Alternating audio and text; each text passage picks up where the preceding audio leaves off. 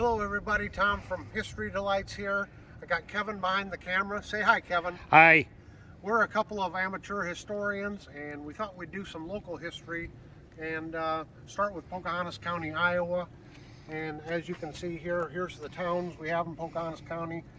Palmer, Gilmore City, Rolfe, Plover, Havelock, City of Pocahontas, Ware, Lorenz, Varina, and Fonda. Today we are going to be going over to Rolfe and what is called Old Rolfe, but we're actually going to start out outside the county, just outside the county line, over in this area. Then we're going to come back to Rolfe, and we're going to go to Old Rolfe, and then we're going to go to another area where the last buffalo in this area was killed. So we will see you out on the trail here.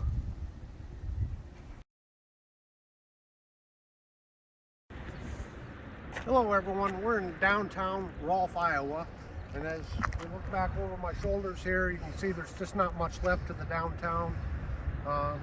As late as the 70s and such, my grandparents lived here in Rolfe. I remember the downtown being full of brick buildings, brick bank buildings, grocery stores, hardware stores.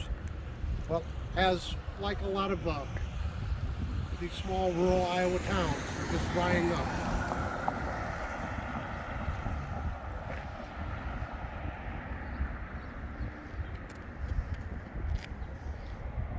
The main road coming into Rolfe is Highway 15. Back over this way, there's a post office building there. That post office was originally a two-story wooden building, and it's said that back in the 30s or 40s, somewhere back in then, it was a dance hall, and people like Lawrence Welk even played here. So back before he was big and famous. So next we're going to go east this way, just outside of Pocahontas County. We're going to visit the site of the last Indian battle in Iowa. We'll come back, or from there, we're going to go north of Rolfe here to Old Rolfe, and then we're going to go over northwest of Rolfe to see where the last buffalo in this area was killed, and then we'll come back into Rolfe and take a bigger look here. Okay, here we are. We're between the town of Rolfe and the city of Bradgate, and we have Gilmore City down this way a little bit.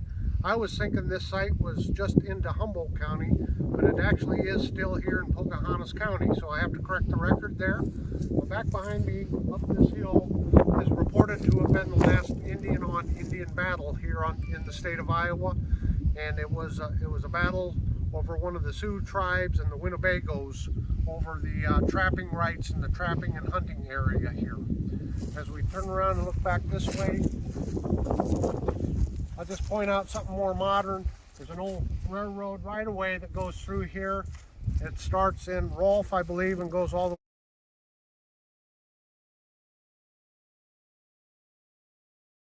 way to the town of Humboldt. So there's several miles of abandoned railroad track that they've turned into a walking trail. And we have a lot of these here in Iowa, the abandoned railroad lines. But back across this marsh area, and through those trees there, not too far away, we have the west branch of the Des Moines River. Just a little personal history. My great-grandfather and his brother owned a portable sawmill, and they would go up and down the river and contract with the landowners to harvest the trees from along the river there. This is one area in Iowa along the rivers that did have timber. Most of the state was just prairie and marsh. A lot of the houses weren't log cabins, they were sod houses because trees were at a premium. You just found them around the lakes and the rivers. Okay, we have this sign here which depicts what happened just up the hill here. Down here we can see we've got two Native Americans there crouching in the grass, looking up the hill, which will be up this way. You can see the furs are drying here, the pelts. So there was a struggle of control for this area. Hostility between cultures erupted this area during the spring of 1854. Under the cover of darkness, an estimated 18 Sioux warriors stealthily approached an encampment of 30 Winnebago trappers. Led by Chief Kastawa, or Big Tree, the Sioux warriors were intent on fighting for the sole possession of the area's abundant natural resources. The Winnebago trappers were determined to keep trading opportunities open along the Des Moines River and with the post at Fort Dodge. Posted in the area's tallest walnut tree, one Winnebago scout noticed the approaching Sioux warriors. A successful warning allowed the Winnebagos to defend their camp and trading supplies. After a treacherous hand-to-hand battle, 10 Winnebagos were killed and 16 wounded. The number of Sioux casualties and wounded was never known. Records indicate that this Winnebago Sioux encounter was the last battle between two American Indian tribes in Iowa.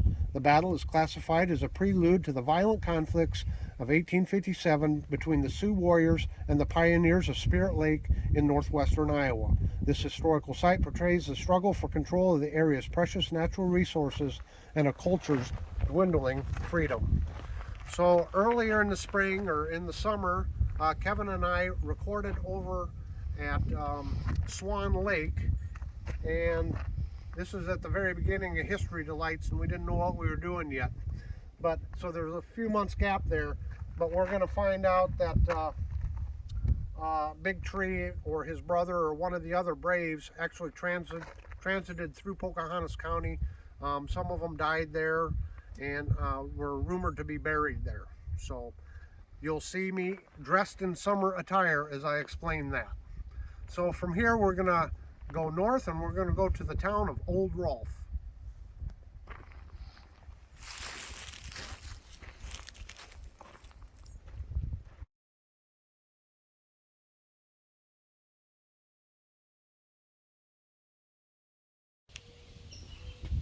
Hello everyone, Tom from History Delights here.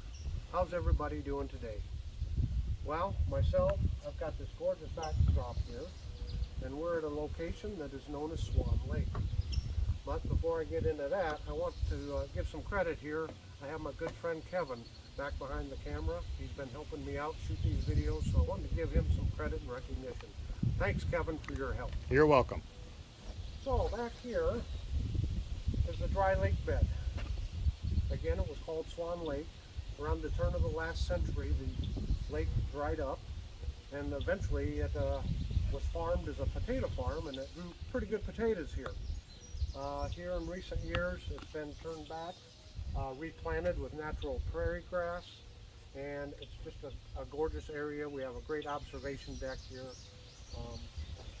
Just a great view here. Anyway, the reason I wanted to shoot here was we're going to be going over to the last Indian battle, Indian on Indian battle, here in the state of Iowa.